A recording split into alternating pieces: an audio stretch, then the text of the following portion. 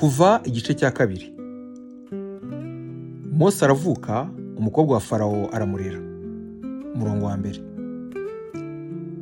Umugabo wo mu muryango wa Lewi aragenda arongora umukobwa wa Lewi.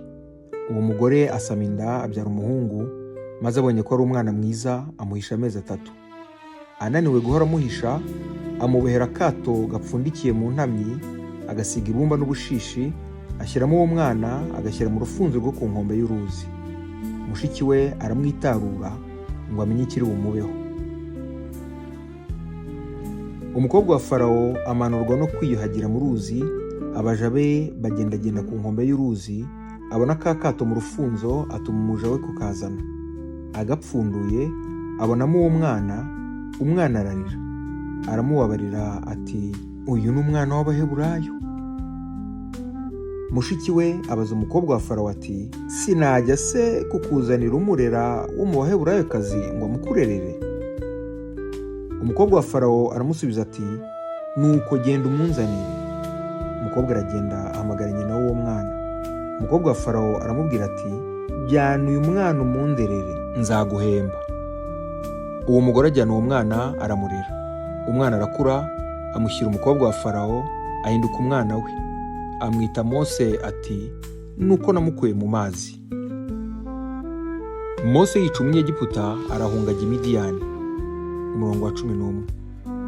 Icyo gihe Mose amaze gukura, asanga bene wabo, abona uburetwa barimo. Bukeye abona Umunyegiputa akubita Umuheburayo muri bene wabo. Akebaguza impande zose, abona ntawe uhari, yica uwo Munyegiputa amuhisha mu musenyi. Bukeye bwaho arasohoka, abona abagabo 2 b'Abaheburayo barwana, abwira ugiriye undi nabi ati, iki gitumye ukubita mugenzi wawe? Aramusubiza ati, ninde wo guhawe ubutware n'umucamanza kuri twe? Urashaka kunyica nk'uko wishe wa Munyegiputa? Mose aratinya, aribwira ati, nukuri byaramenyekanye. Farawo abyumvise ashaka kwica Mose. Maze Mose aramuhunga, ajya gutura mu gihugu cy'i Midiyani. Agezeyo yicara iruhande rw'iriba. Umutambyi w'i Midiyani yari afite abakobwa 7. Baraza badahirira intama za se, buzuza ibibumbiro. Abashumba baraza barabirukana. Mose arahaguruka arabatabara, yuhira umukumbi wabo. Bagiye kwa se Reweli arababaza ati, noneho ko mutebutse? Baramusubiza bati, nuko umugabo w'Umunyegiputa yadukijije abashumba, kandi akatudahirira, akatwuhirira umukumbi. Abaza abakobwa bati, ari he? Iki gitumye musiga uwo mugabo? Nimumuhamagare tumufungurire. Mose yemera kubana n'uwo mugabo, ashyingira Mose umukobwa we Zipora. Abyara umuhungu, se amwita Gerushomu. Ati, nari umusuhuke mu gihugu kitari icyacu. Abisiraheli batakira Imana irabumva.